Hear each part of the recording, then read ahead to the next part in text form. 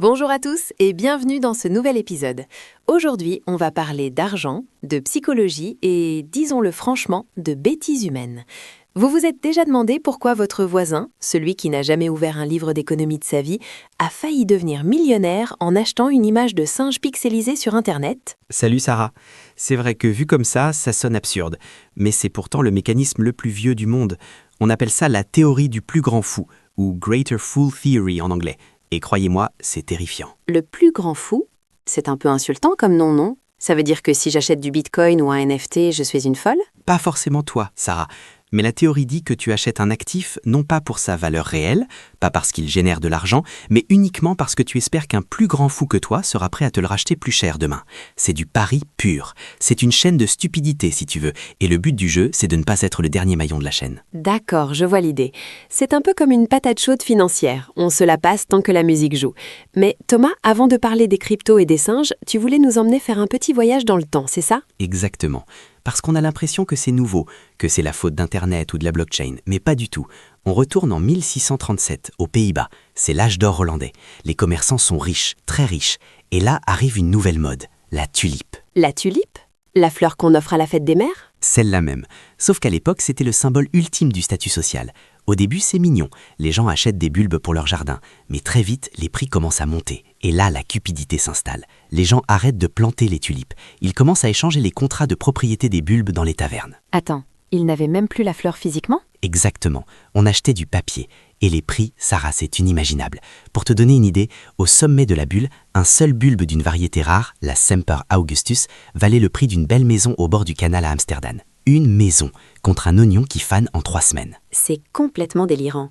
Mais les gens, à l'époque, ils ne se disaient pas « c'est juste une fleur ». Ils n'étaient pas stupides quand même. C'est là tout le génie et le danger de la théorie du plus grand fou.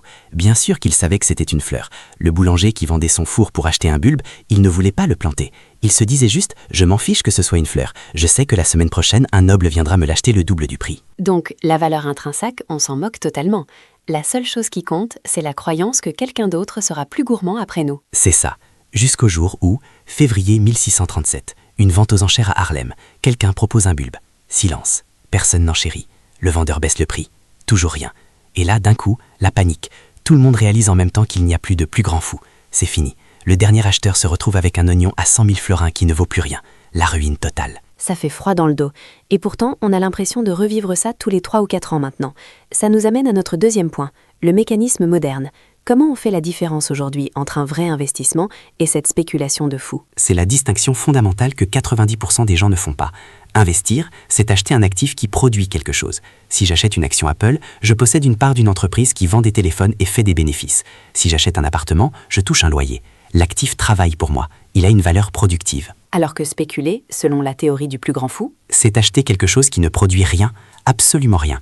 Prends l'or par exemple, ou pire, le Bitcoin ou un NFT de singe. Ce JPEG ne va jamais te verser de loyer. Il ne va jamais produire de dividendes. La seule façon pour toi de gagner de l'argent, c'est de le revendre plus cher. Ton profit dépend à 100% de la psychologie du prochain acheteur. C'est pour ça qu'on voit des communautés aussi agressives sur les réseaux sociaux autour des cryptos, les fameuses armées de fans. Mais bien sûr, c'est vital pour eux. Si tu possèdes un meme coin qui ne sert à rien, ton seul travail c'est de faire du marketing. Tu dois aller sur Twitter, sur Discord et hurler « To the moon, on va devenir riche, achetez maintenant ».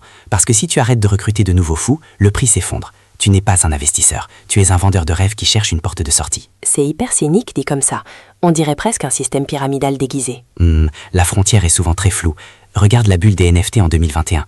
On a vu des gens acheter des terrains virtuels dans des métavers vides pour des millions de dollars. Pourquoi ? Parce qu'ils pensaient vraiment y habiter ? Non, parce qu'ils pensaient que Snoop Dogg allait acheter la parcelle d'à côté et que les prix allaient exploser.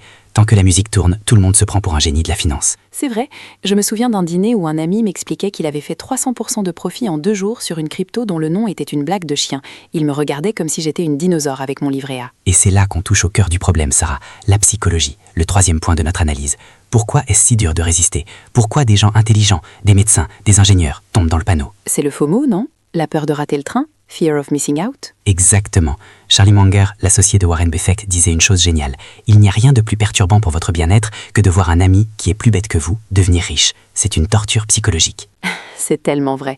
Quand tu vois ton voisin Kevin, qui n'a jamais su faire une règle de 3, garer une Porsche devant chez lui parce qu'il a parié sur le Elon Mars Coin, tu te sens idiot.